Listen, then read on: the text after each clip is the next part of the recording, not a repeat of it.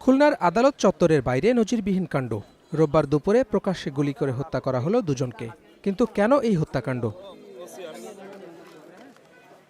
প্রত্যক্ষদর্শীরা বলছেন, মহানগর দায়রা জজ আদালতের মূল ফটকের বাইরের সড়কে দাঁড়িয়েছিলেন ফজলে রাব্বি রাজন ও হাসিব হাওলাদার। হঠাৎ ৩টি মোটরসাইকেলে আসা ৬ জন অতর্কিত হামলা চালায়। প্রথমে ধারালো অস্ত্র দিয়ে কোপানো হয়, তারপর গুলি করে হত্যা। রাজন হচ্ছে রূপসার ছেলে, ও মৎস্য ব্যবসায়ী ছিল। পরবর্তীতে কি করে না করে অনেকদিন ও এলাকায় থাকে না, এটা আর আমরা জানি না। আমরা আগে জানতাম ও মৎস্য ব্যবসায়ী। একজনের লাশ মানে তার বাড়ির সামনে নিয়ে যাওয়া হয়েছে হাসিবের, আর একজন মেডিকেলে আছেন। সদরে নিয়ে এসেছে, মৃত ঘোষণা করছে ডাক্তার।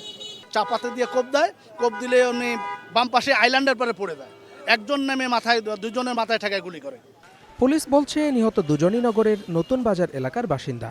তারা সোনাডাঙ্গা থানার একটি অস্ত্র মামলার আসামি। ওই মামলায় হাজিরা দিতে এসে হামলার শিকার হন। খুনিদের শনাক্তের চেষ্টা করছে পুলিশ। হাসিব এবং রাজন দুজনে অস্ত্র মামলার আসামি এবং ওই পলাশ যে বাহিনী আছে এদের সদস্য। তারা ওই অস্ত্র মামলার হাজিরা দিতে আসছিল কোর্টে। আমাদের কার্যক্রম অলরেডি বিভিন্ন স্তর টিমে কাজ করছে। আমরা অলরেডি দেখছেন যে আমরা কর্ডন করছি, ওখানে যে আলামত আছে আলামতগুলো সংগ্রহ করছি, সিটি ফুটেজ সংগ্রহ করছি এবং আমাদের অলরেডি আসামি ধরার বিষয়ে সব প্রস্তুতি সম্পন্ন হয়েছে।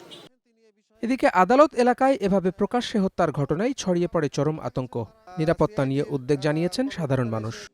এগুলো ভালো না, দেশের জন্য এটা খুব অত্যন্ত দুঃখজনক এবং এটাকে মেনে নেওয়া যায় না। এই তো মেনে নেওয়া যায় না। এরকম রাষ্ট্রের নিরাপত্তা আছে কিনা সেটা বলা যাচ্ছে না। সেটা অতি দুঃখিত সঙ্গে জানাচ্ছি, এগুলো ঘটা ঠিক না।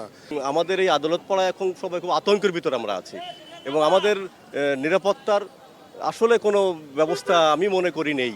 খুলনায় গত 1 বছরে অর্ধশত হত্যাকাণ্ডের ঘটনা ঘটেছে বলে জানিয়েছে police. Desk report, star news.